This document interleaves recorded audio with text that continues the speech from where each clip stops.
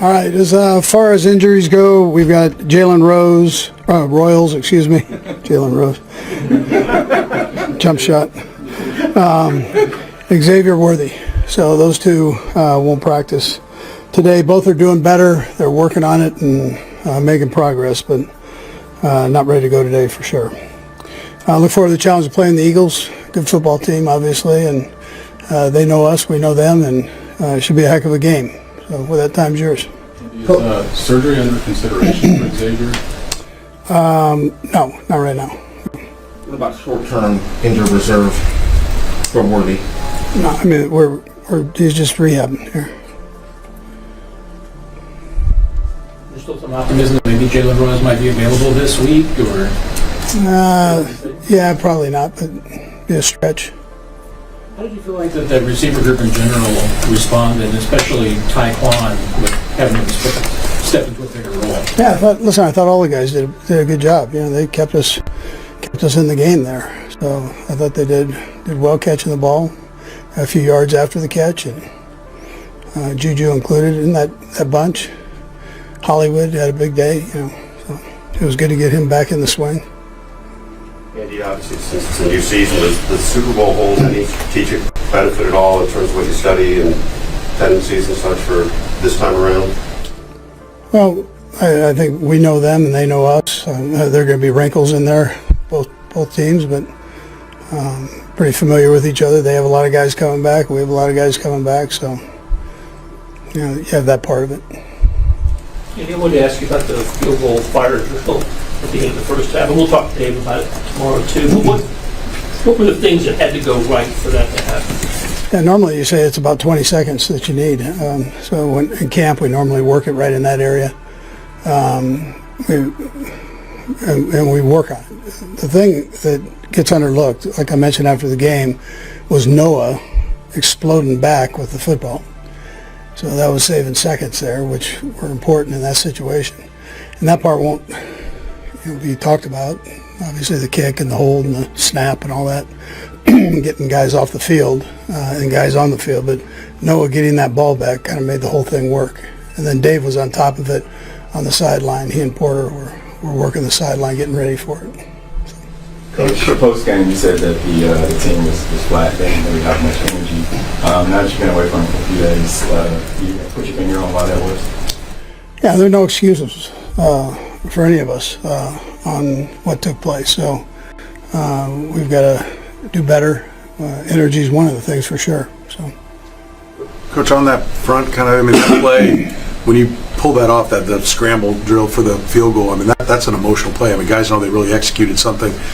You can't do that unless it's at the end of a half or end of a game, right? So it's tough to carry that momentum forward. But did you feel like you had the emotion coming off that play, being able to execute that so well, and then maybe it's kind of a drain to have it all go out while you sit in halftime? No, I didn't think we lost that part. Now, it was emotional. That's an exciting thing to do in this game, to be able to pull one of those off, especially when it's less than what you think you can get done with, but or at least in that danger zone there of not getting it off. But no, halftime, no, we just need to play better. And given the circumstances of the first quarter, is it tough to evaluate your guys' running game at this point? Only 10 carries for check on Hunt. Is there something that you maybe saw that you want to sort of expand on this upcoming week? Not right here, no. But what I mean is it difficult? We need to do better in that starting off. Last year, what do you remember that you and Brett liked in Taekwon to originally bring him here, and just how do you feel like he's been ready for this moment of getting elevated since? So Brett liked him. And then I had mentioned before, I think, that Bill Belichick called me and talked to me about him. Thought he was a good football player. And so Brett was bringing him in, and Bill kind of said, hey, this guy's really got great potential. So, what do you think has led to maybe that chemistry with Pat with the downfield passing, if they were able to convert one of the three the other night? Yeah. Well, he's fast. And he's a big target, so he runs good routes. We'll go across the room. Go ahead, Todd. As you went back and watched the left side of the offensive line, the young guys especially, what did you like or not like about what you saw Friday night? Yeah, so I like the effort they put in, and there were more good plays than there were bad plays, and some great things to learn from. And some things that they did, I thought, very well. So it was progress, and they'll keep growing as we go on here. Coach, there were a couple of moments talking about the emotion of the game that there was some emotion between the teammates. I know Kelce and Juwan looked like had some little words, and Drew and Chris. In a game, is a situation like that, is it sometimes to be expected? I mean, are there moments where you're okay with that? It's an emotional game, so that's all part of it. When guys are as much they pull for each other, they get after each other. I mean, that's all part of it. So. When guys do good, they jump around and tell them how good they did. So it's all part of it. Time and a place for everything. That's right. Coach, is there one side of the ball when you play that first game? I know you have a history. Jim Harbaugh's not his first game. You all his coaching staff, you have a history there, but everybody's trying to reinvent themselves in an off season. Does one side of the ball have an advantage in that opening game when there's not current this year tape? Is it easier to? Seems like it's normally the defensive side, but as you look at this past weekend, with all the teams, it looked like it was more the offensive side throughout the league. Normally it's the other way around, but this year, We'll go last couple, Nick and then Sam. Go ahead, Nick. With Xavier going down like that, I know it's next man up, but whenever you're in that situation, how much adjustment happens that we don't realize from a play calling perspective? Yeah, it's just making sure guys are in the right positions. We're lucky that's a pretty smart group that stepped in there. So Brett's done a good job of bringing guys in that we feel comfortable playing with, most of all that the quarterback feels comfortable with. So it's been a plus. And then they work all the situations and the substitutions all the time. They do it during training camp. Everybody gets a chance to play during training camp. It's in that first group, per se. So I thought they handled that well. We have a lot of different formations we run. Maybe this is too steam related, but a lot of quick throws in that game. I wonder if that was the intention going in, or just the way things worked out based on what you guys were seeing. Yeah, some of both, right? I tell you, it was. I thought that we had an opportunity there.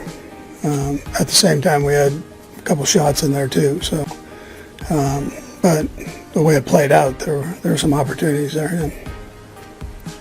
All right, good. Thanks. Week 2 of the 2025 NFL season is set to rip open old wounds for Andy Reid, Patrick Mahomes, and Travis Kelce as the Kansas City Chiefs prepare to face the Philadelphia Eagles just months after their crushing Super Bowl 59 defeat.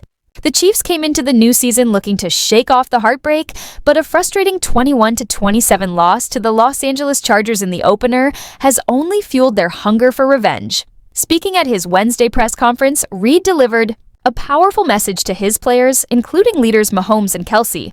There are no excuses. We have to be better. With emotions still raw and the memory of that February loss still fresh, this rematch at Arrowhead is shaping up to be more than just a game.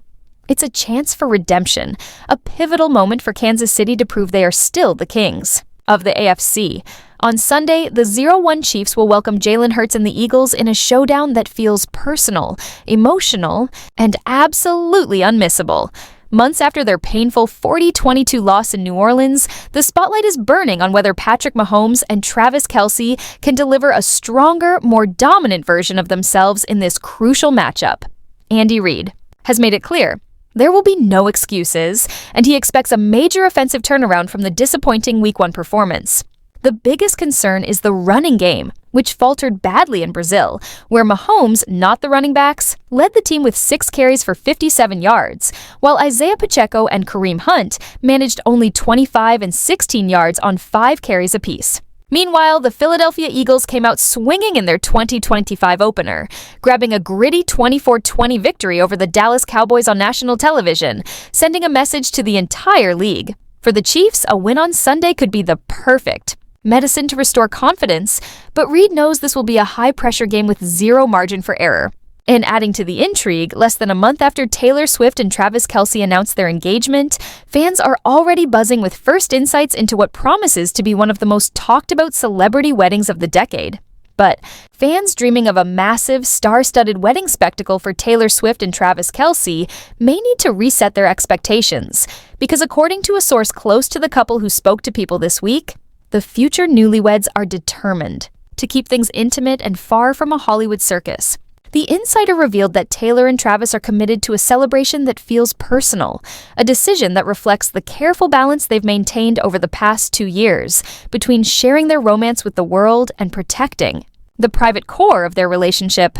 The wedding, they emphasized, will be a deeply private affair surrounded only by their closest friends and family, a choice that speaks volumes about the couple's values and respect for intimacy. That doesn't mean there won't be joy and celebration. The source hinted that both Taylor and Travis are eager to create a beautiful, emotional experience for their loved ones. And of course, Taylor is still proudly flaunting her dazzling, conversation-starting engagement ring that has fans swooning worldwide. Though Taylor Swift and Travis Kelce have yet to officially confirm their wedding plans, a separate insider told Page Six that the couple is reportedly eyeing a romantic Rhode Island ceremony next summer at Taylor's iconic Watch Hill holiday home, the same mansion where so many of her legendary parties have been hosted. According to the source, Taylor is eager to start a family soon and doesn't want to delay this next chapter of their love story. However, this report clashes with other insider claims, suggesting the power couple is taking a slower approach, savoring their engagement, and postponing the stress of wedding planning while they simply celebrate their relationship. This conflicting buzz has only fueled even more curiosity, leaving fans and media outlets on edge, waiting for the official announcement that could break the internet.